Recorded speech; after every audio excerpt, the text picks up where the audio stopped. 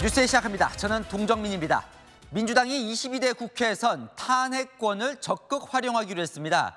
21대 국회 때는 여론의 역풍을 우려해 최소화했었는데 22대 국회 때는 그런 눈치 보지 않고 검사 장관들 적극적으로 탄핵하겠다고 합니다.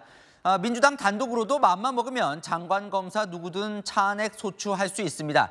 결정권은 헌법재판소에 있지만 그 결과 나올 때까지는 직무가 정지되니 압박이 되는 거죠. 대통령 탄핵 이야기도 거론됐다고 합니다. 전민영 기자입니다.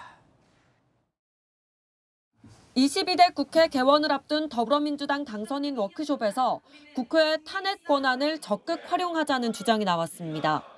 국민께서 주신 권한과 힘을 제대로 활용해야 한다며 검사, 장관 등 법이 규정한 국회의 탄핵 권한을 적극 활용해 개혁국회를 강화하기로 했다는 겁니다.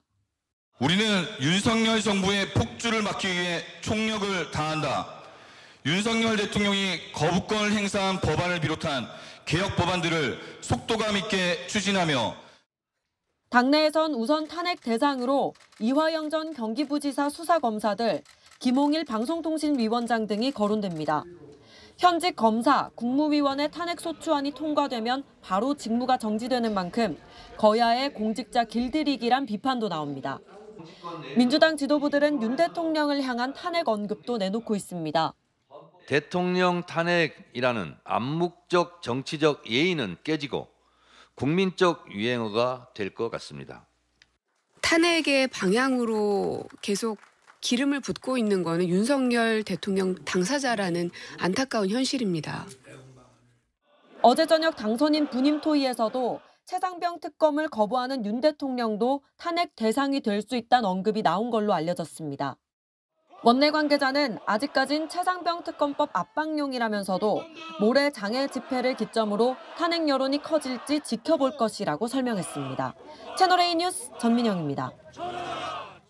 보신 것처럼 야당이 대놓고 탄핵 단어를 꺼내자 국민의힘도 이제 총반격에 나섰습니다.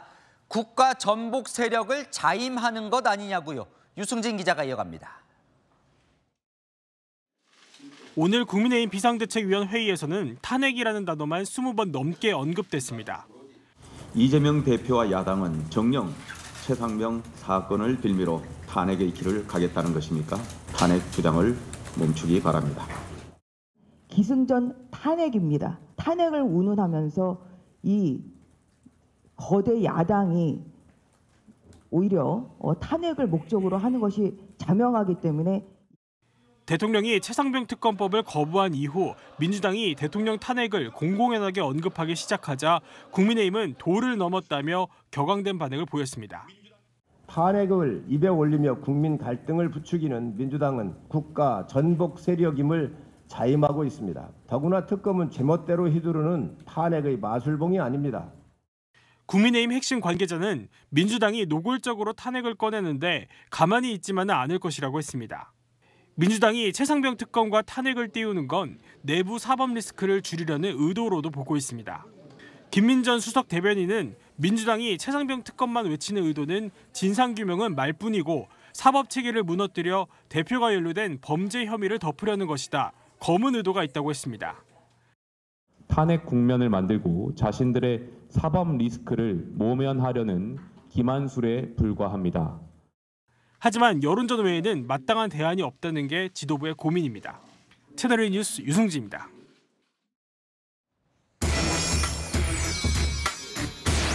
네, 안인 기자, 정치부 우연기 기자 나왔습니다. 자, 22대 국회 민주당 당선인들이 모여서 연찬을 했어요. 그리고 결과를 발표했는데 단도직입적으로 물어보겠습니다. 민주당은 누구를 탄핵하겠다는 겁니까? 네, 이 검사와 장관들이 그 대상이라고 보시면 될 것 같습니다.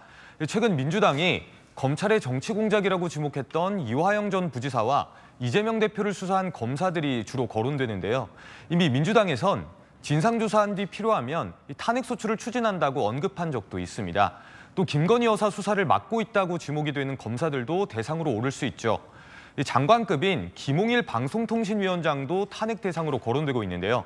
방통위 2인 체제에서 의결된 사안들은 위법이라고 주장을 해오고 있습니다. 탄핵안이 본회의를 통과하면 헌법재판소 결정이 나올 때까지 직무가 정지되는 게 바로 핵심인데요. 만약 김 위원장에 대한 탄핵안이 국회를 통과하게 되면 바로 직무가 정지되고 올해 하반기 MBC 대주주 방송문화진흥회 이사와 이 MBC 사장 교체에 제동이 걸릴 수 있다는 겁니다. 이동관 전 방통위원장도 이 탄핵 소추안 처리를 앞두고 자진 사퇴한 바 있죠. 자, 정치적인 이제 여러 가지 포석도 있는 것 같은데 민주당이 마음만 먹으면 되는 거죠? 네, 이 검사와 장관에 대한 탄핵안은 민주당 단독으로도 처리가 가능합니다. 이 탄핵안은 재적의원 과반인 151명이 찬성하면 의결되거든요. 이 민주당은 22대 국회에서 171석을 확보했습니다. 다만 대통령 탄핵은 재적의원 3분의 2인 200명이 찬성해야 합니다. 이미 전례도 있는데요. 지난해 2월 이태원 참사 책임을 물어서 이상민 행정안전부 장관 탄핵안을 통과시켰고 이 비위 의혹에 휩싸였던 이정섭 검사와 고발 사주 의혹을 받은 손준성 검사도 탄핵안을 처리했습니다. 물론 21대 때도 탄핵한 적은 있지만 통과한 적은 있지만 좀 이렇게 역풍도 우려하고 그랬는데 이게 대놓고 선전포고를 한 이유가 있을까요? 네, 사실 이제 이번 총선에서 압승을 거두면서 자신감이 붙었다. 이렇게 봐야 될 것 같습니다. 윤석열 정부와 제대로 싸워달라는 이 강성 지지층의 요구를 그냥 지나칠 수는 없다는 거죠. 21대 국회에서 실제 180석을 확보했는데 도대체 뭐 한 거냐 이런 비판들이 많았죠. 22대 국회를 앞두고 힘과시를 했다는 해석도 나옵니다. 다만 당에서는 분임 토의에서 나온 제안일 뿐이지 당론은 아니다 이렇게 해명하더라고요. 검사와 장관 탄핵 얘기가 나오면서 이 법사위원장을 꼭 민주당으로 가져와야 되는 이유가 요거와 관련이 있다 이런 얘기도 나오던데요. 네, 그렇습니다. 이 탄핵안이 국회 본회의를 통과하게 되면요. 이제 헌법재판소로 가서 그 탄핵 필요성을 주장하는 사람이 바로 탄핵 소추위원인데요. 이 탄핵 소추위원이 바로 법사위원장이기 때문입니다. 지난해 이상민 행안부 장관 탄핵안이 야권 주도로 통과됐지만 당시 국민의힘 소속 김도읍 법사위원장이 탄핵 절차에 소극적인 거 아니냐 이런 지적이 제기되기도 했습니다. 그럼 여당인 국민의힘은 막을 방법은 전혀 없습니까? 사실상 이제 의석수가 부족하기 때문에 물리적으로 막을 방법은 없다 이렇게 보셔야 될 것 같습니다. 무리한 탄핵안 남발이다, 정부 발목 잡는다 이런 여론전에 집중할 걸로 보입니다. 네, 잘 들었습니다. 안 기자, 우영기 기자였습니다. 문재인 전 대통령이 회고록을 낸 뒤 처음으로 공개 행사에 나섰습니다. 이 회고록 관련 언급을 하진 않았는데요. 이 딸 다혜 씨를 향한 검찰 수사도 압박해오고 있습니다. 이동훈 기자입니다. 전주지검이 문재인 전 대통령의 딸 다혜 씨와 전직 청와대 경호처 직원 사이에 금전 거래 정황을 포착해 수사 중인 것으로 알려졌습니다. 앞서 유성화 전 청와대 춘추관장, 김정숙 여사의 단골 디자이너 딸이자 청와대 행정요원이던 양모 씨도 다혜 씨와 금전 거래를 한 내역이 포착됐습니다. 검찰은 다혜 씨의 전 남편인 대통령 전사위 서모 씨의 특혜 채용 의혹을 수사하는 과정에서 다혜 씨의 금전 거래를 포착하고 돈의 출처를 수사 중입니다. 김 여사의 인도 방문을 두고 여권의 공세도 이어졌습니다. 타지마할 관광은 김정숙 여사에게만 잊지 못할 추억일 뿐 대한민국의 국격과 인도 국민들에게 어떤 감동과 어울림이 있었는지 밝혀주시기 바랍니다. 친문 진영은 문제될 게 없다고 맞섰습니다. 인도 측에서 먼저 제안한 것이 확실하다고 보고요. 계속 고위급을 최고위급을 얘기를 해서 김정숙 여사로 그렇게 협의가 된 거죠. 친문 적자로 불리는 김경수 전 경남지사도 선을 그었습니다. 문재인 전 대통령 회고록 관련해서 좀 논란이 있었는데요. 저는 그 부분은 제가 답변드릴 수 있는 내용은 아니었습니다. 문재인 청와대 관계자는 김건희 여사 물타기용 정치 공세일 뿐이라고 일축했습니다. 문 전 대통령은 김 여사와 함께 고 노무현 전 대통령 서거 15주기 추도식에 참석했습니다. 채널A 뉴스 이동훈입니다. 오늘 봉화마을에서 열린 노무현 전 대통령 15주기 추도식에 여야 인사들이 총출동했는데요. 이 추도식 전에 문재인 전 대통령, 조국 대표, 김경수 전 지사, 그리고 이재명 대표 4명이 만나 꽤 오래 이야기를 나눴습니다. 무슨 이야기가 오갔을까요? 구자준 기자입니다. 정오가 지날 무렵부터 봉화마을에 사람들이 모여듭니다. 고 노무현 전 대통령 서거 15주기 추도식 참석자들입니다. 추도식이 시작되기 전부터 야권 전현직 정치인들과 일반 시민들까지 수백 명이 모여 붐비고 있습니다. 고맙습니다. 미안합니다. 사랑합니다. 못장. 추도식에는 이재명 민주당 대표를 비롯해 야권 인사들이 모두 모였습니다. 추도식 전에는 문재인 전 대통령 초대로 이재명 조국 대표, 김경수 전 경남지사 4인이 환담을 나눴습니다. 이들은 야권 연대에 힘을 실었습니다. 상당히 긴 시간을 환담을 했습니다. 우리 사회의 미래가 나아가야 될 길, 또 현 시국의 어려움, 이런 점들에 대한 걱정, 우려를 함께 했다는 말씀 정도 드리도록 하겠습니다. 서로 연대해서 성과를 빨리 내라, 이런 취지의 말씀을 하셨습니다. 올해 연말 완전 귀국할 예정인 김 전 지사는 친문 구심점 역할론에 선을 그었습니다. 지금 현재로서는 열심히 공부하는 게 저한테 가장 중요한 역할인 것 같습니다. 사면 복권 안 됐지 않습니까? 그 사면 복권 해줄 사람은 용산 아닙니까? 오늘 추도식에는 한덕수 국무총리, 홍철호 대통령 정무수석, 국민의힘 황우여 비대위원장과 추경호 원내대표 등 여권 지도부도 참석했습니다. 채널A 뉴스 구자준입니다. 자, 이재명 민주당 대표가 오늘 전격적으로 정부 안의 연금 개혁안을 받겠다며 5일 남은 21대 국회에서 통과시키자고 제안했습니다. 그런데 이 통과시키자고 한 안 자세히 보니 민주당 안이었습니다. 어떻게 된 일일까요? 이세진 기자입니다. 이재명 민주당 대표가 다음 주 21대 국회 종료를 앞두고 연금 개혁안의 정부안을 수용하겠다고 했습니다. 오늘 저희가 공식적으로 당신들의 안을 받을 테니 처리하자. 연금 개혁, 보험료율 13%, 소득 대체율 우리가 50% 주장했는데 45%까지 낮추겠다. 21대 국회 끝나기 전에 처리했으면 좋겠습니다. 민주당 안보다 연금을 좀 덜 받는 정부안 소득 대체율 45%를 받아들이겠다는 겁니다. 이 대표는 SNS에 조속한 개혁안 처리를 위해 소득 대체율 45%로 결단을 한 것이라고 강조하며 이는 윤석열 정부가 제시했던 안이라고 소개했습니다. 하지만 정작 소득 대체율 45%는 민주당이 주장한 안이었습니다. 재정적인 문제에 좀 더 도움이 되는 방향으로 가는 게 좋겠다고 생각해서 13%에 45%를 제안했습니다. 국민의힘은 보험료율 13%에 소득 대체율 43%를 하여야 하겠다. 국민의힘에서는 그건 민주당이 주장한 제안이지 윤석열 정부 안이 아니라며 민주당 주장을 민주당 대표가 수용한다는 거냐는 반박이 나왔습니다. 진정성이 없는 제안이라는 겁니다. 채널A 뉴스 이세진입니다. 정책 혼선 논란이 있었던 해외 직구 금지, 대통령실 내에 이른바 레드팀이 있었지만 작동하지 않았던 것으로 확인됐습니다. 대통령은 오늘 정책 발표할 때 어떤 지적을 받을지 사전에 고민 가지고 하라고 참모진을 질책했는데요. 앞으로 실생활과 밀접한 정책은 반드시 레드팀을 거치기로 했습니다. 조영민 기자의 단독 보도입니다. 여론의 비판으로 정부가 사흘 만에 정책을 철회한 해외 직구 규제는 대통령실 내 레드팀을 거치지 않은 것으로 알려졌습니다. 대통령실에는 국정기획비서관실 내 5에서 6명의 청년 행정관들로 레드팀이 구성돼 있습니다. 대통령실은 현장을 고려하지 않은 정책을 걸러내는 레드팀 기능을 강화할 방침입니다. 대통령실 고위 관계자는 국민 생활에 영향을 미칠 만한 정책은 레드팀의 점검을 꼭 받도록 하겠다고 말했습니다. 정책의 사전 검토 강화, 정부의 정책 리스크 관리 시스템 재점검 등 재발 방지 대책 마련을 지시하셨습니다. 오늘 경제정책 점검 회의를 주재한 윤석열 대통령, 비공개 회의에서 정책을 발표할 때 어떤 지적과 공격을 받을 수 있는지 사전 고민과 대응 논리를 가지고 있어야 한다고 말한 것으로 알려졌습니다.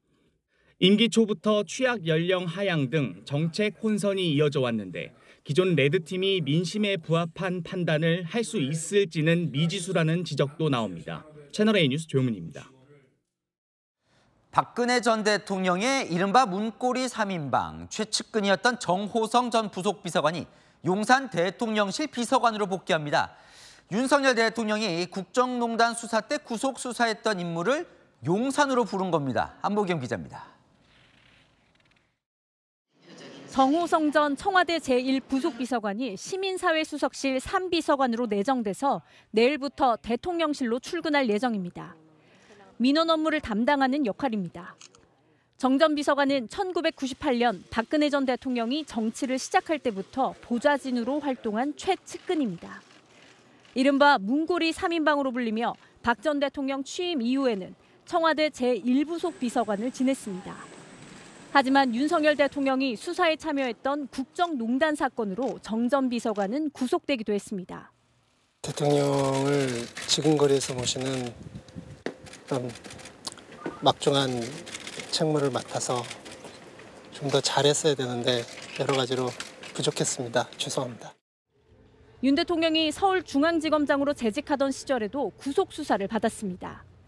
하지만 취임 후 윤 대통령은 정 전 비서관을 복권했습니다. 다만 기밀 누출 혐의로 유죄 판결을 받았던 인물을 기용한다는 점에서 향후 논란도 예상됩니다. 대통령실 관계자는 박근혜 전 대통령의 요청은 아니고 업무 실력을 높게 본 것이라고 말했습니다. 윤 대통령은 대통령실 정무라인도 개편합니다. 대선 후보 시절 수행실장을 지낸 국민의힘 이용 의원은 자치행정을 담당하는 4비서관으로 내정됐습니다. 채널A 뉴스 안보겸입니다. 네, 윤수민 기자와 여랑야랑 시작합니다. 첫 번째 주제 보겠습니다. 네, 박주민 민주당 의원 뭡니까? 네, 바로 수박입니다. 민주당 강성당원들이 박주민 의원 이 수박몰이에 나섰는데요. 박 의원 지역 사무실 입구에 민주당 딱지 떼고 당원들 없이 혼자 나가서 당선되라는 대자보가 붙었고요. SNS에도 이 수박 본색이 드러났다며 비난 댓글이 이어지고 있습니다. 박주민 의원은 친명 아닙니까? 네, 친명계로 분류되죠. 이재명 대표 체포동향 표결 때는 이렇게 호소하기도 했습니다. 대선 경쟁 후보였던 이재명 대표와 민주당을 정말 먼지 털듯이 수사했습니다. 부디 부결에 투표해 주시길 간곡히 요청드립니다. 그런데 왜 그런 거예요? 네, 박 의원은 이 법사위원장 후보로 꼽히는데요. 강성당원들이 정청래 법사위원장을 밀기 위해 박 의원을 공격하고 있습니다. 박 의원과 우원식 의원의 친분을 문제 삼으며 우 의원을 밀어준 수박이라고요. 자, 보면 이 타깃을 뭔가 옮겨가면서 수박 색출에 나서고 있는 모양새인데 민주당은 그런 당원들에 대한 제지 움직임은 없습니까? 네, 오히려 의장 선거 이후 당원 달래기에 여념이 없는데요. 이재명 대표 이 탈당 당원이 2만 명을 넘어섰다면서 당원들에게 편지까지 썼습니다. 탈당한 당원들한테 편지 쓰는 문안 작성하느라 늦었습니다. 포기하면 끝입니다. 더 나은 세상을 만들려는 꿈을 버릴 겁니까? 네, 바로 이게 그 편지의 내용인데요. 탈당하지 말고 회초리를 들어달라며 앞으로 당원의 권한을 높이겠다고 약속했습니다. 네, 다음 주제 보겠습니다. 최상병 특검법 재표결 얘기 같은데요. 국민의힘 이탈표가 10명이 맞는 거예요? 네, 여야에서 계속 10명은 될 거라는 전망이 나오고 있습니다. 한 10명 정도 나오지 않겠나. 네, 우상호 의원, 김웅 의원도 10표 이상을 언급했죠. 그래서 궁금하더라고요. 정말 이 10표, 이탈표 10명은 근거가 있는 거예요? 네, 제가 오늘 계속 추적해봤는데요. 일단 최상병 특검법 찬성 공개 의사를 밝힌 사람은 김웅, 안철수, 유이동 의원 3명입니다. 최상병 특검 찬성 입장에는 변화가 없습니다. 국가를 위해서 목숨 바친 분에 대해서는 진상 밝히고. 저는 이 특검법을 받지 못해야 되는 이유가 뭔지는 잘 모르겠어요. 이거를 받았을 때 우리가 얻는 게 잃는 것보다는 훨씬 더 많은 거 아닌가? 저기까지는 압니다. 그럼 나머지 7명은 누구예요? 주로 민주당 쪽에서의 10명을 이야기하고 있는데요. 개별적으로 만나서 설득하고 있다고요. 무기명 투표다 보니 실명은 알려줄 수 없다면서 힌트는 줬습니다. 민주당 출신 의원과 호남 출신 의원을 눈여겨보라고요. 국민의힘의 민주당 출신 의원은 김영주, 이상민 의원이고 호남 출신 의원은 이용우, 정운천 의원이거든요. 호남 출신 의원들은 왜 주목하죠? 네, 해병대 예비역들이 압박을 하고 있거든요. 정운천 의원님 그리고 이용호 의원님 최혜병의 고향입니다. 전북 도민들을 배신하지 않을 거라고 생각을 하고요. 네, 제가 거론된 의원 중 한 사람과 통화를 해봤는데요. 민주당이 특검법 추진한 취지에 동의하지만 끝까지 고심하겠다고 하더라고요. 그러니까 여당 입장에서는 이탈 가능성이 있는 거죠. 민주당에선 국민의힘 현역 서울 출마자 2명도 얘기를 했는데 연락은 받지 않았습니다. 자, 다 하면 그럼 9명인데 10명이 이탈돼도 이번에 통과가 되는 건 아니죠. 네, 통과되려면 17명의 이탈표가 필요한데요. 국민의힘은 그래도 불안한 마음에 이탈 가능성이 있는 의원들 1대1 마크에 나섰습니다. 윤지혁 대표님께서 직접 지방에서 가서 만나기도 하시고 개별적으로 면담도 하시고 통화도 하시고 이렇게. 하나 더 보겠습니다. 윤석열 대통령과 이준석 당선인이 만났어요. 네, 두 사람 어제 오랜만에 만나 악수를 나눴는데요. 분위기 상당히 화기애애했습니다. 오랜만에 잘 지내? 한번 봅시다. 예, 알겠습니다. 이준석 당선인도 꽤 까뜩하게 인사를 하는데 좀 날 세웠던 것과는 좀 다른 모습이네요. 네, 최근 이 당선인이 공개적으로 대통령에게 감사 인사도 전했었죠. 전당대회 대통령님의 이제 화환을 가지고 와서 축하도 하고 직접 대통령님께 저희 개혁신당의 전당대회를 축하해 주셔서 감사하다는 말씀 좀 전해 주십시오. 부탁드리겠습니다. 네, 대통령은 여소야대 국면에서 개혁신당에게 러브콜을 보내고 이 당선인도 화답하는 모양새인데요. 오랫동안 소원했던 두 사람 실제로 만나질까요? 네, 저도 궁금하네요. 네, 지금까지 여랑야랑이었습니다. 네, 이재명 민주당 대표의 부인 김혜경 씨의 법인카드 유용 의혹 수사 소식입니다. 검찰은 김 씨 자택으로 들어간 과일값의 출처를 조사해왔는데요. 경기도지사 업무추진비에서 현금으로 지급된 정황을 포착했습니다. 이재명 당시 지사가 결제 사인을 한 걸로 전해졌는데요. 공태현 기자가 단독 취재했습니다. 공익제보자 조명현 씨가 김혜경 씨 수행비서였던 배모 씨에게 순회동 자택에 들어갈 과일 구입 내역을 보고하는 모습입니다. 어제 재판에서 공개된 배 씨의 진술조서에는 필요하면 그때그때 과일을 넣어드렸다고 적혀 있습니다. 검찰은 김 씨가 과일 대금을 지급했냐고 물었고 배 씨는 답하지 않았습니다. 채널A 취재 결과 검찰은 과일값이 도지사 업무추진비에서 현금으로 지급했다고 파악하는 것으로 알려졌습니다. 이 내역을 포함한 지출결의서엔 당시 경기지사였던 이재명 민주당 대표 결제 사인도 들어간 것으로 전해졌습니다. 도청에 공개된 업무추진비 현황을 보면 코로나 관련 격려 경비 등 명목에 과일 가게 이름이 적혀 있습니다. 최소 격주마다 과일 가게가 등장합니다. 제가 검찰에 들어가서 다 얘기를 했어요. 그냥 도청에 납부한 그 사실을. 주문 들어오면 갖다 주고. 검찰은 이 대표 서명을 토대로 지출 내역을 인지한 정황을 확인 중입니다. 지금까지 부당하게 지출한 과일 대금이 2천만 원에 가까운 것으로 의심하고 있습니다. 이 대표 측은 업무 추진비는 매월 도 홈페이지에 공개돼 다른 목적으로 사용하는 게 불가능하다는 입장입니다. 채널A 뉴스 공태현입니다.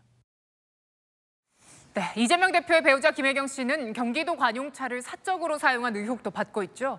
채널A 취재 결과 검찰은 배임 혐의를 적용해서 기소하는 걸 검토 중입니다. 김혜경 씨가 경기도에 5천만 원대 손해를 끼친 걸로 판단한 겁니다. 손인혜 기자의 단독 보도입니다.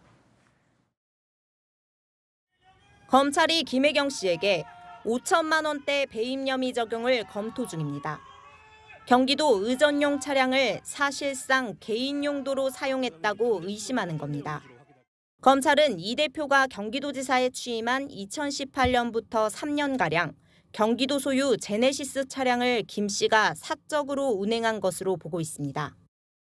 무슨 행사가 있어서 한 번 쓰는 게 아니라 상시 당시 경기도지사인 이재명 후보의 배우자가 상시 차량을 사용했다는 것이 됩니다. 검찰은 경기도로부터 문제의 관용차에 대한 운행 일지를 제출받았습니다. 관용차를 개인 용도로 쓰고 업무 용도로 운행 이력을 허위로 기재한 정황을 수사 중입니다. 검찰은 관용차 운전기사도 불러 조사한 것으로 확인됐습니다. 검찰이 추산하는 이 대표 부부 배임액은 초밥 등 식사비를 법인카드로 결제한 2천만 원, 관용차 5천만 원, 과일값 2천만 원에 달하는 것으로 전해집니다. 검찰은 이르면 다음 달 이재명 대표와 김혜경 씨 기소 여부를 결정할 방침입니다. 이 대표 측은 당시 긴급 대응 등 공적 업무가 필요하다고 판단될 경우 사택에 관용차를 배치했었다며 일반적이고 정상적인 행정 조치라는 입장입니다. 채널A 뉴스 손인혜입니다. 김건희 여사 명품백 사건 고발인이 김 여사와 최재형 목사의 카카오톡 메시지를 공개했습니다. 최 목사가 지인을 국정자문위원으로 임명해달라, 국립묘지에 안장해달라고 요청하는 내용이었는데 이뤄진 건 없었습니다. 대가성이 없으면 뇌물죄를 적용할 수 없는데요. 이 소식은 김정근 기자가 전합니다. 인터넷 매체 서울의 소리가 최재형 목사와 김건희 여사의 대화 내역을 공개했습니다. 검찰에 제출했던 제3자 인사청탁 증거자료입니다. 2022년 6월 최 목사는 김창준 미 연방하원 의원 내외가 윤석열 정부에서 자문 역할을 하고 싶어 한다며 국가 원로로 국정자문위원으로 임명해주면 좋을 듯하다고 보냈습니다. 이렇게 진행된 청탁은 3가지. 김 전 의원의 바이든 미국 대통령 만찬 참석과 국립묘지 안장, 국정자문위원 임명입니다.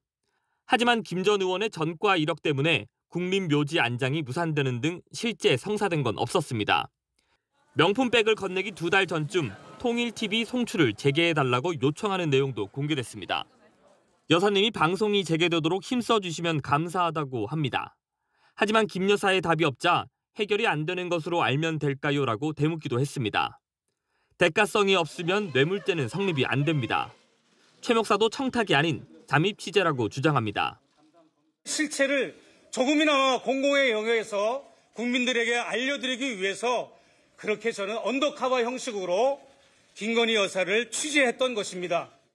검찰은 최 목사를 출국 금지 조치했고 이달 말 다시 불러 조사할 예정입니다. 채널A 뉴스 김정근입니다. 음주병 손이 혐의를 받는 가수 김호중 씨, 구속영장 심사를 연기해달라고 요청했지만 법원은 받아주지 않았습니다. 내일 낮 12시 예정대로 영장 심사가 진행되는데요. 먼저 박자은 기자입니다. 가수 김호중 씨는 내일 열릴 예정인 구속심사 일정을 미뤄달라고 법원에 요청했습니다. 방어권 보장을 위해 사건 검토 시간이 더 필요했다는 게 이유입니다. 지난 화요일 경찰 조사 후 바로 다음 날 구속영장이 청구됐고 금요일 법원 심사가 잡혔습니다. 너무 전격적인데 경찰이 음주만 조사했을 뿐 나머진 조사하지도 않았다는 겁니다. 오늘은 음주운전 부분만 조사를 했습니다. 아마 추후 조사가 이루어질 거로 생각하고 있습니다. 어제 소속사는 24일까지 슈퍼클래식 공연을 끝으로 모든 활동을 중단, 자숙의 시간을 가질 예정이라고 밝혔습니다. 내일 공연까지는 여지를 달라는 게 김 씨 측 입장인 겁니다. 실제로 심사 일정 연기 신청에는 김호중 씨 의견도 반영된 것으로 알려졌습니다. 하지만 법원은 받아들이지 않았습니다. 법정에서 소명할 기회를 충분히 주겠다는 겁니다. 결국 구속심사는 내일 정오 서울중앙지법에서 예정대로 열립니다. 검찰은 조직적, 계획적 증거인멸과 사법방해를, 김 씨 측은 도주 우려가 없다는 점을 강조할 것으로 보입니다. 채널A 뉴스 박자은입니다. 구속기로에 선 김호중 씨, 잠시 후 콘서트를 강행합니다. 사건 이후 3번째 콘서트인데요. 현장 연결합니다. 이현용 기자, 팬들이 많이 왔습니까? 네, 공연이 열리는 서울 올림픽공원에 나와 있습니다. 잠시 뒤 저녁 8시 시작하는 공연을 앞두고 수천 명의 팬들이 몰렸는데요. 팬클럽의 상징색인 보라색 옷에 보라색 소품을 들고 공연장으로 향했습니다. 공연장 입장은 저녁 6시부터인데도 팬들은 오후 3시쯤부터 모이기 시작했습니다. 팬들은 수차례 인터뷰 요청에 예민하게 반응했습니다. 오늘 마지막 공연 될 수도 있는데 어떤 심정이세요? 취재당 기자인데요. 오늘 됐습니다. 김호중은 이번 공연의 출연료를 반납하면서까지 출연에 강한 의지를 보였습니다. 오늘 공연을 끝으로 모든 활동을 중단하고 자숙하겠다는 입장입니다. 김호중은 지난 9일 사고 후에도 경기도 고양과 경남 창원에서 단독 콘서트를 연 데 이어 오늘 3번째 콘서트를 이어가고 있는데요. 경찰 수사 중인 상황에서 공연을 강행하는 것을 두고 비판의 목소리도 나왔습니다. 비겁하고 무책임한 행동이 아닌가 싶기는 해요.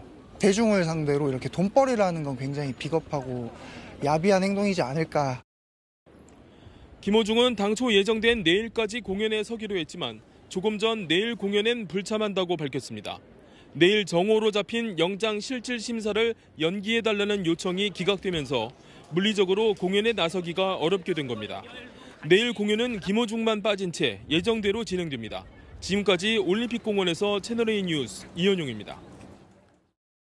채널A는 김호중 씨 사고 직후 영상을 추가로 확보했습니다. 차에서 내렸다가 다시 차에 타서 10초 정도 머물렀다가 나와서 현장을 떠나는데요.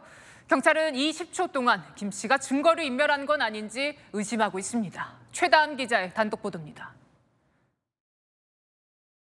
중앙선을 넘어 택시를 그대로 들이받고 현장을 벗어나는 흰색 SUV. 골목을 빠른 속도로 달려오더니 왼편 주차장으로 급하게 방향을 틀며 차를 세웁니다. 뺑소니 사고 직후 김호중 씨 모습입니다. 차에서 내린 김 씨는 어디로 걸어가나 싶더니 발걸음을 돌려 다시 차에 탑니다. 그리고 10초 정도 뒤에 차 밖으로 빠져나옵니다. 김 씨는 누군가와 통화하며 주위를 맴돌다 그대로 현장을 떠나 다시 돌아오지 않았습니다. 경찰은 김호중 씨가 사고 차량 블랙박스 메모리 카드를 직접 뺀 것으로 의심하고 있습니다. 특히 다시 탑승한 이 10초를 유심히 보고 있습니다. 하지만 김 씨 측 소속사는 본부장인 전모 매니저가 자체 판단으로 제거했다고 주장하고 있습니다.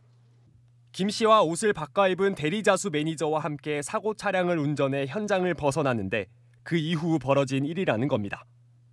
현재 김 씨는 도주치상과 위험운전치상, 사고 후 미조치, 범인 도피 방조 혐의를 받고 있습니다. 메모리 카드 제거는 증거인멸 혐의인데 이건 전모 본부장에게만 적용돼 있습니다. 하지만 경찰은 CCTV 분석과 휴대전화 포렌식 등을 통해 김 씨가 메모리 카드 제거에 직간접적으로 관여했는지 밝히는 데 수사력을 집중할 계획입니다. 채널A 뉴스 최다함입니다. 네, 경복궁 낙서를 지시한 인물 일명 이 팀장이 붙잡혔습니다. 사건 발생 5개월 만입니다. 이 팀장은 불법 스트리밍 사이트의 음란물 유포 사이트까지 운영해온 것으로 조사됐습니다. 송진섭 기자가 단독 취재했습니다. 지난해 12월 경복궁 담벼락에 낙서를 한 17살 임모군과 16살 김모양. 이들은 경찰 조사에서 텔레그램 대화명 일명 이 팀장의 지시를 받고 범행을 저질렀다고 진술했습니다. 자기가 TV 운영자인데 그 이 팀장이라는 사람이 벽에 낙서를 하면은 300만 원을 주겠다는 내용을 먼저 얘기를 했고 경찰이 곧바로 이 팀장 추적에 나섰지만 텔레그램의 익명성 탓에 수사에 어려움을 겪었습니다. 경찰은 국제 공조는 물론 프로파일링 기법까지 동원해 이 팀장의 신원 특정에 주력했습니다. 5개월 만에 소재를 파악한 경찰은 어제 전라남도 한 은신처에서 이 팀장을 체포했습니다. 주거지가 서울인 이 팀장은 30대 남성으로 불법 스트리밍 사이트 운영자였습니다. 이 팀장은 홍보 목적으로 미성년자들에게 자신의 불법 스트리밍 사이트 이름과 영화 공짜 등의 문구가 적힌 낙서를 수차례 지시했습니다. 그런데 채널A 취재 결과 음란물 유포 사이트도 함께 운영했던 걸로 확인됐습니다. 이 팀장의 음란물 사이트에는 미성년자 성착취물도 여럿 게재됐던 걸로 전해졌습니다. 경찰도 이 사실을 확인하고 문화재보호법과 저작권법 위반뿐 아니라 음란물 유포와 성착취물 배포 혐의까지 적용했습니다. 경찰은 오늘 이 팀장에 대해 구속영장을 신청할 방침입니다. 채널A 뉴스 송진섭입니다. 반려견 훈련사 강영국 씨는 직장 내 갑질 의혹에 대해서 침묵을 이어가고 있는데요. 이번엔 강 씨가 운영하던 반려견 교육업체 이용자들이 불만을 제기하고 나섰습니다. 강 씨를 옹호하는 목소리도 새로 등장했습니다. 정성원 기자입니다. 자신이 운영하는 반려견 교육업체 직원들을 CCTV로 감시하고 반려견 배변 봉투에 햄을 담아줬다는 등 이른바 갑질 의혹에 휘말린 강영욱 씨. 이번엔 반려견 교육업체 이용자들의 폭로가 이어졌습니다. 채널A 취재진과 접촉한 한 견주는 강 씨가 염분이 많아 반려견에게 줘선 안 되는 소시지로 교육시켰다고 주장했습니다. 핑크색 빛 도는 그 소세지 가지고 교육을 시켜요. 잘 안 먹는 입이 짧다 그러잖아요. 그런 애들은 이런 거 가지고 할 수밖에 없다 환불을 했습니다. 유독 대형견 견주에게 고압적으로 대했다는 주장도 나왔습니다. 저희 개 보고 풍산개냐고 그래서 김토끼라고 그랬더니 갑자기 당신 개는 언젠가 반드시 사생을 할 거다. 그래서 왜 그렇게 말씀하시냐 했더니 그래서 개 키우는 사람들이 욕먹는 겁니다 이러는 거예요. 반면 강 씨를 옹호하는 목소리도 나왔습니다. 보등컴퍼니에서 일했다는 전직 직원은 강 씨가 운영하는 유튜브 채널 댓글에 말도 안 되는 마녀 사냥이라고 밝혔습니다. 배변 봉투에 햄을 담았다는 의혹에 대해선 선물 세트 가방이 찢어져 직원들에게 양해를 구하고 담은 것이라 반박했습니다. 또 다른 전 직원도 급여와 복지가 업계 최고였다며 관련 의혹을 부인했습니다. 여러 의혹들이 불거지지만 강 씨는 취재진 연락에 응하지 않고 있습니다. 이런 가운데 고용노동부는 직장 내 괴롭힘 의혹을 직권 조사하는 방안을 검토 중입니다. 다만 피해를 주장하는 전 직원들이 진정을 제기하지 않아 사실관계 파악이 더딘 것으로 알려졌습니다. 채널A 뉴스 정성원입니다.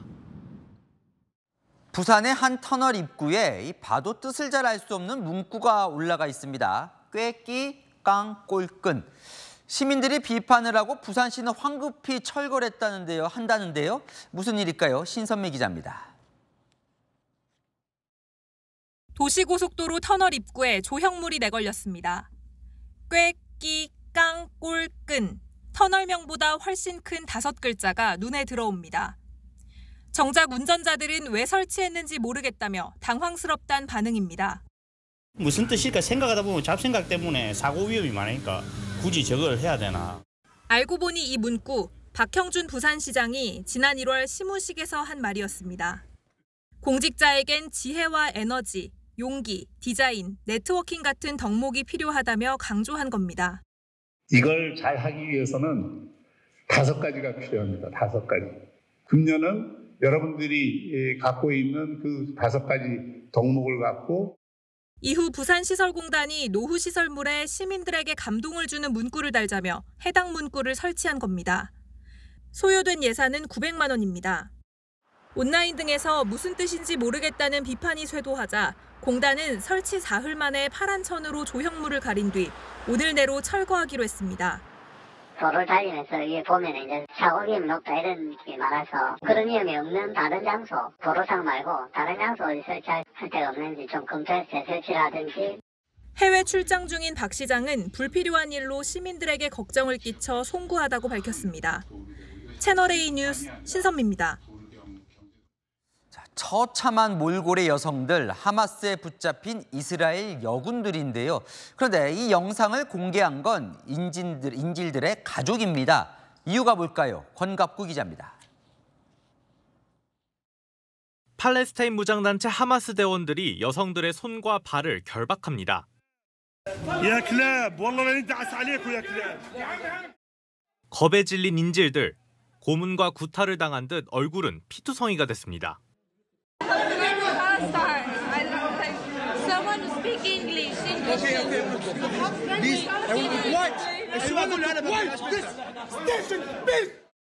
대원들은 총으로 위협하고 성희롱 발언도 서슴지 않는 등 포로들을 농락합니다. 지난해 10월 7일 하마스의 이스라엘 기습 공격 당시 이스라엘 여군들이 하마스에 납치되는 모습으로 인질 가족 모임 측이 영상을 입수해 공개한 겁니다. As a young woman to be there in their monsters' hands, you don't know what they're capable of. 가족들은 이스라엘 정부 실책의 증거라며 베냐민 네타냐후 총리를 향해 즉시 협상장으로 돌아가라고 촉구했습니다. So they will see it, so they will start pushing themselves to do something for going to a deal. 인질 송환과 휴전을 촉구하는 목소리가 커지면서 네타냐후 총리에 대한 압박도 전방위적으로 나타나고 있습니다. 노르웨이와 아일랜드, 스페인, EU 세 나라는 이스라엘과 팔레스타인이 공존하는 두 국가의 법을 지지한다며 28일부터 팔레스타인을 국가로 인정한다고 선언했습니다. 이스라엘 정부는 해당 국가 대사들을 초치하며 반발했습니다. הכוונה של מספר מדינות באירופה להכיר במדינה פלסטינית היא פרס לטרור. 하지만 CNN은 미국의 어떤 압박도 네타냐후 총리를 바꾸지 못하고 있다며 EU 3개국 움직임의 한계를 지적하기도 했습니다. 채널A 뉴스 권갑구입니다. 거대한 토네이도가 미국 중남부를 덮쳤습니다. 고속열차와 맞먹는 속도의 강풍이 말 그대로 모든 걸 집어삼켰습니다. 그 공포의 현장을 정다은 기자가 전해드립니다. 하늘과 땅 사이에 거대한 회오리 바람이 포착됐습니다. Oh my God! Horizontal vortices! 회오리 바람이 휩쓸고 간 마을은 멀쩡한 집을 찾기 힘들 정도로 초토화됐습니다. 대형 저장고인 원통 탱크는 종이컵처럼 뭉개지고 구겨졌습니다. 자동차는 뒤집혀 있고 무너진 잔해들만 나뒹굽니다. I was panicking. I mean panicking. I thought I was going to be boom gone. 현지 시각 그제 18개의 토네이도가 동시다발적으로 미국 아이오와주를 덮쳤습니다. 최대 풍속이 시속 265km로 고속열차와 맞먹을 정도로 빨라 인명피해도 잇따랐습니다. 폭풍에 차가 휘말려 운전자가 숨지는 등 5명이 숨지고 35명이 다쳤다고 현지 언론은 전했습니다. 당국은 재난 비상사태를 선포했습니다. It's still a search and rescue, and so we're going to continue to do everything we can to monitor the area. 남부 텍사스에서 북동부 버몬까지 토네이도 영향권에 들어가면서 인근 지역은 긴장 상태입니다. Oh my gosh, we got a tornado right by our house. 이에 앞서 콜로라도주에선 돌풍과 함께 야구공만한 우박이 내리기도 했습니다. 현지 매체들은 기후변화로 극단적 날씨가 이어지고 있다고 전했습니다. 채널A 뉴스 정다은입니다. 원숭이가 나무에서 떨어지는 일이 진짜 일어났습니다. 멕시코에서 83마리의 원숭이가 집단 폐사했습니다. 문예빈 기자입니다. 멕시코 남부 타바스코주. 숲속 낙엽들 사이 검은 털뭉치들이 잇따라 보입니다. 바로 원숭이의 사체입니다. 중남미 열대우림에 주로 사는 과테말라 검은 짖는 원숭이인데 탈수 증세를 보이며 집단 폐사한 겁니다. Estaban aullando ya que querían su agua, su alimento ya. Prácticamente habían monos arriba que ya estaban hasta muertos y se caían solos. 현지 환경단체에 따르면 이달 5일부터 2주간 죽은 원숭이만 83마리에 달합니다. 가까스로 목숨을 구한 원숭이들은 병원으로 옮겨졌지만 숨쉬기조차 힘든 모습입니다. En un estado crítico, pérdida de conciencia, aletargados y signos de una deshidratación severa. 최근 멕시코는 한낮 온도가 45도에 이를 정도로 전례 없는 폭염에 시달리고 있습니다. 원숭이들도 이를 견디지 못해 집단 폐사한 겁니다. Que se están cayendo de los árboles con la alta temperatura que estamos viviendo en el estado de Tabasco. 멕시코 보건부에 따르면 올해 3월부터 열사병 환자가 337명 발생했고 최소 17명이 숨졌습니다. 현지에서는 영양실조나 농약 등도 폐사의 원인 중 하나로 꼽히는 가운데 멕시코 정부는 정확한 원인을 조사 중입니다. 채널A 뉴스 문예빈입니다. 독립 친미 성향의 대만 총통이 취임한 지 사흘 만에 중국군이 대만을 포위하는 대규모 군사훈련을 실시했습니다.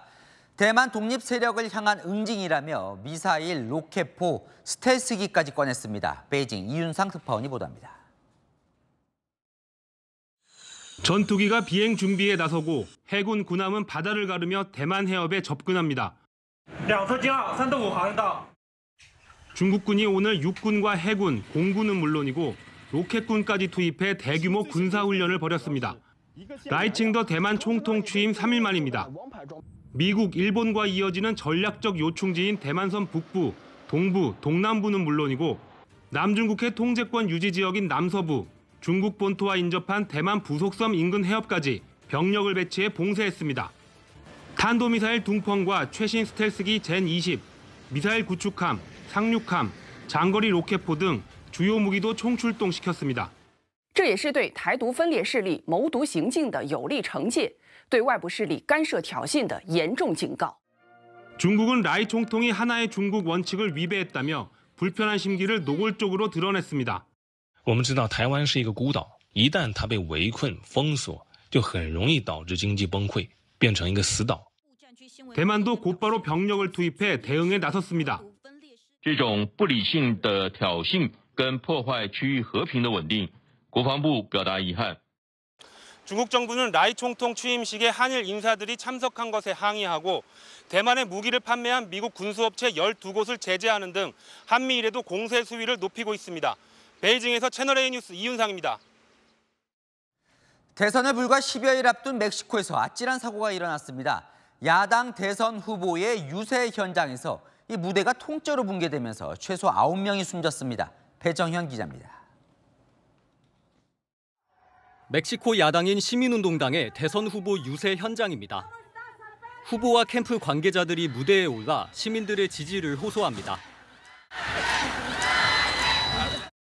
그런데 갑자기 무대가 통째로 무너져 내립니다. 대형 스크린과 구조물들은 무대 위에 있던 사람들을 그대로 덮쳤고 주변에 있던 지지자들이 혼비백산하는 등 현장은 아수라장으로 변했습니다. 현지 시각 어제 멕시코 북동부 지역에서 시민운동당 대선 후보의 유세 도중 강풍으로 대형 무대가 붕괴됐습니다. Vivimos una cosa de en unos cuantos segundos yo vi primero que iba a volar la batería de los músicos del grupo del conjunto que iba a tocar. 어린이 1명을 포함해 최소 9명이 숨지고 60명 넘게 부상을 입은 것으로 알려졌습니다. 마이네즈 후보는 크게 다치지 않은 것으로 알려졌습니다. AP통신은 후보 피살이 아닌 안전사고로 사망자가 발생한 건 처음이라고 보도했습니다.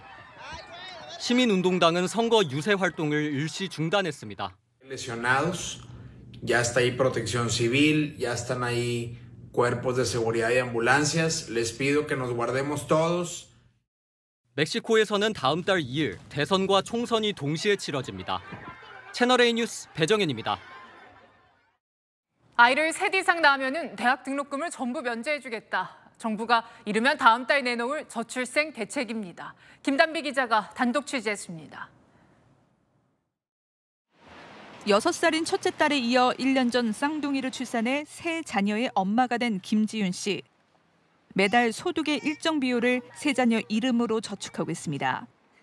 아이들이 성인이 됐을 때는 저희 부부는 은퇴하는 시점이기 때문에 일정한 소득이 없을 거라고 이제 생각을 해서 준비를 하고 있습니다. 교육비가 한 번에 2배씩 들 쌍둥이를 생각하면 마음이 더 무겁습니다. 걱정이 안 될 수는 없고요. 워낙에 등록금 비싼 거는 다 알고 계시니까. 대통령 직속 저출산 고령사회위원회가 다음 달 발표하는 종합대책에는 이런 다자녀 가구의 대학 등록금 부담 완화 방안도 검토되고 있는 것으로 확인됐습니다. 세 자녀 이상 가구의 경우 모든 자녀의 대학 등록금을 지원해 주는 겁니다. 저출산위 관계자는 현재 정책을 가다듬는 마무리 단계라고 말했습니다. 지난해 합계 출산율은 0.72명, 특히 4분기 출산율은 0.65명으로 사상 처음 0.6명대로 내려앉았습니다. 이런 파격 지원책으로 인구 쇼크를 벗어나겠다는 구상입니다. 대학 등록금 지원 방안은 지난 총선 당시 여당이 공약으로 내걸기도 했습니다. 세 자녀 이상 가구에 대해서는 모든 자녀의 대학 등록금을 전액 면제하겠습니다. 세 자녀 이상 등록금 지원 대상은 연간 34만 명으로 1조 4,500억 원이 들 것으로 추산됩니다. 채널A 뉴스 김단비입니다. 중국 비아디가 1,000만 원대 전기차로 세계 1위를 차지하자 테슬라도 저가 경쟁에 합류하기로 했죠. 기아도 조금 전 3,000만 원대 전기차를 발표했습니다. 정현우 기자입니다.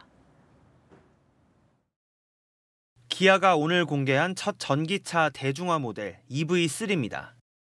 전기차 구매를 주저하게 만드는 문제들을 해결하여 전기차 대중화에 앞장설 것입니다. 전기차 보조금을 받으면 가격은 3천만 원 후반대까지 떨어질 것으로 보입니다. 한 번 충전만으로 501km를 달릴 수 있어 성능도 뛰어납니다.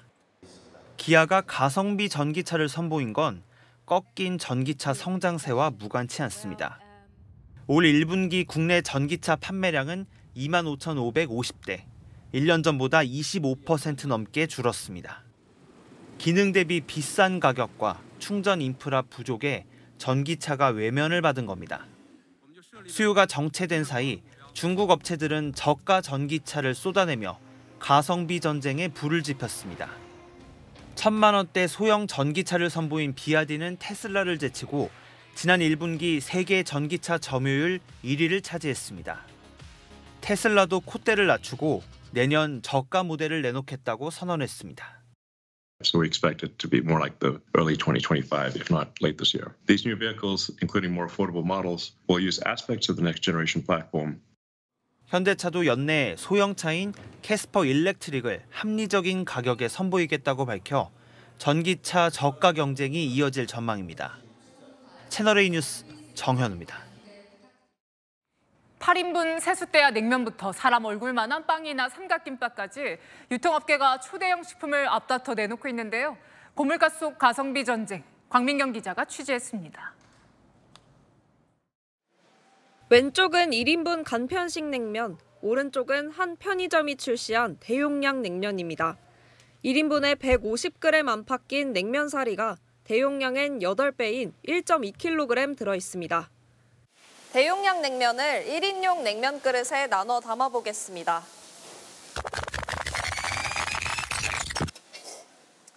총 8그릇이 되었습니다.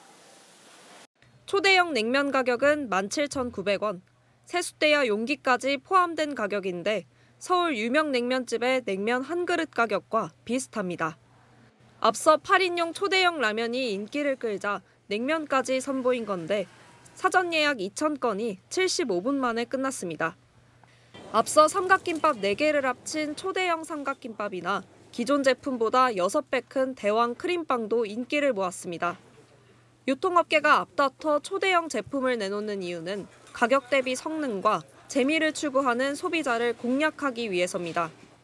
더워져가지고 냉면집에 딱 갔는데 가격이 작년에 비해서 2,000원이 올랐더라고요. 요새 모든 물가가 너무 올라서 친구들이랑 아마 먹어보고 싶기는 한데 기회가 된다면 도전해보고 싶습니다. 고물가 시대, 유통업계에 기발한 초대형 식품 전쟁이 이어질 전망입니다. 채널A 뉴스 광민경입니다. 충남 서해안에서 전망대 경쟁이 한창입니다. 1년 사이에 가까운 3개 시군에서 전망대 3개를 지은 건데요. 전망대들이 우후죽순 생기는 이유를 현장 카메라 강보인 기자가 취재했습니다. 이곳 인근에서 자생하는 해당화를 본따 충남 태안군이 세운 높이 51m의 전망대입니다. 지난해 6월 개관했는데 1년이 채 되지 않아 20km 떨어진 홍성군에서 높이 65m의 또 다른 전망대를 개관한다고 합니다.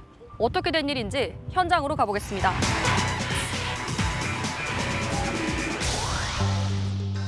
개장 이후 관광객 20만 명이 찾은 영묵항 전망대. 충남 태안군은 기대 이상의 흥행을 반기는 분위기인데 예상치 못한 변수가 생겼습니다.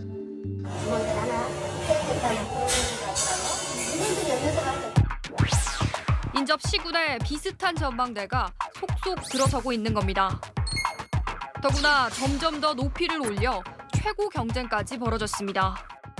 천수만을 바라보는 서해안에서 늘 높은 서해안 일대에서 가장 높은 전망대입니다. 하지만 곧 인근에서 새로운 전망대가 문을 열기 때문에 가장 높은 기록은 2달여 만에 사라지게 됐습니다. 예산 낭비기도 하고 지금 약간 분산이 되겠지. 올 하반기에 30km 떨어진 예산군에 70억을 들인 5m 더 높은 70m짜리 전망대가 새로 들어서는 겁니다.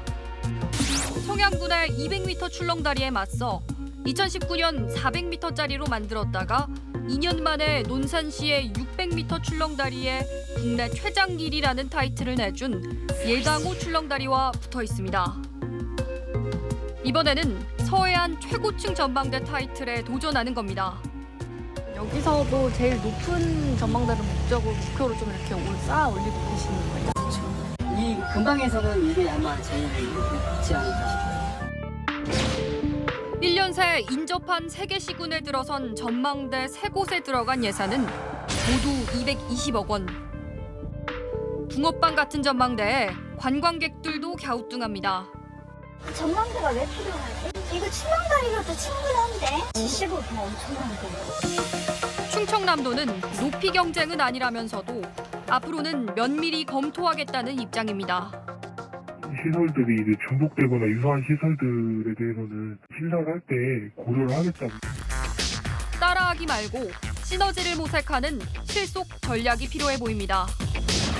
현장 카메라 강보인입니다. 한국 노래가 좋아서 한국어를 배우고 한국 드라마와 음악으로 암투병 생활을 견뎌냅니다. 한국을 진심으로 사랑하는 외국인들 얘긴데요. 정윤철 기자가 만났습니다. K-팝 음악에 맞춘 춤사위가 예사롭지 않습니다. 독일에서 온 멜리사입니다. 3,200대 1의 경쟁률을 뚫고 한국 방문의 해 기념 행사에 왔습니다. 멜리사는 독일 길거리에서 매달 K-팝 행사를 여는 골수 한류 팬입니다. 한국 노래가 좋아 한국어까지 배웠습니다. 13살부터 K-팝 좋아했으니까 10년, 거의 10년 됐으니까 지금 오는 거 기분이 너무 좋고. 이 봄 그날에 어찌보를 당신의 서툰 한국어로 가수 아이유의 반편지를 부르는 미국인 제브 라테트 씨. 76살 할아버지는 아이유의 열성 팬입니다.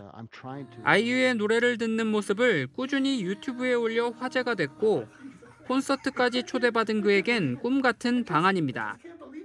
I just love being here. It's just, for me, it's a dream come true.